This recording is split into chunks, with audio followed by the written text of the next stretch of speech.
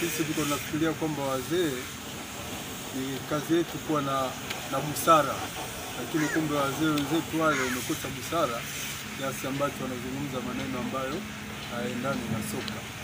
Wao wamezungumza kwamba hawatoingiza timu uwanjani, na timu ikiingia uwanjani kwa kuruhusiwa na viongozi wao, ndipo hapo siku hiyo itakuwa mwisho wa ligi.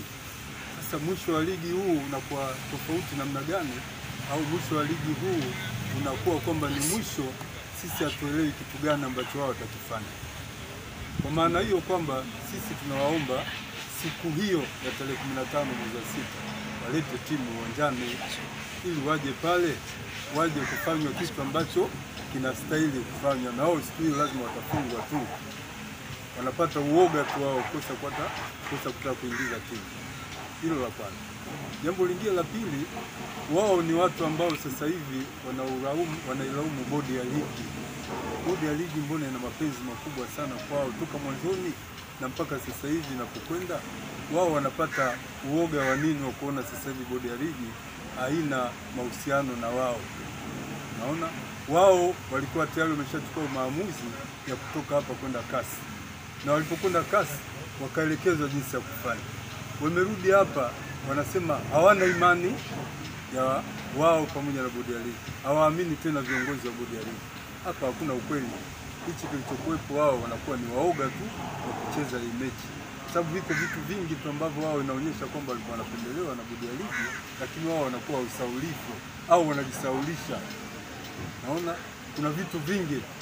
Kitu kimoja ambacho wao walikuwa wanafanya, ilifikia wakati mpaka viongozi wa Yanga au klabu ya Yanga wanachagua mpaka marefari wa kuwachezesha, kwamba sisi mechi hii tunataka refari fulani atuchezeshe.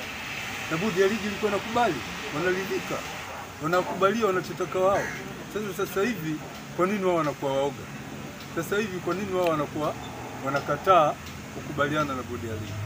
Kitu kingine wazee hao walichokizungumza jana, mimi niliona ni kitu cha ajabu sana.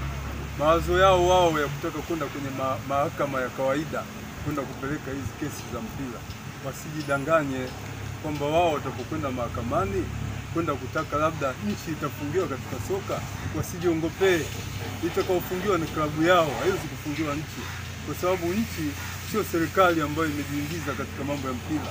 Ni klabu ndio imejiingiza katika mambo ya kwenda mahakamani, na nchi haiwezi kufungiwa kutokana na klabu. Klabu yenyewe ndio itapata adhabu.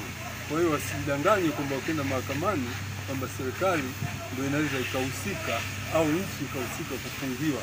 Wanajidanganya, wasikawe wakajiongopea. Na mwisho kabisa ambayo nataka kuzungumza, kiongozi wao ambao ndio rais wao ambaye engineer hizi, hao watu wazee hawa wanawatuma wao waje kuzungumza maneno haya. Wasidanganye kwamba wazee ndio wanazungumza yale maneno yanazungumzwa na uongozi wa Yanga.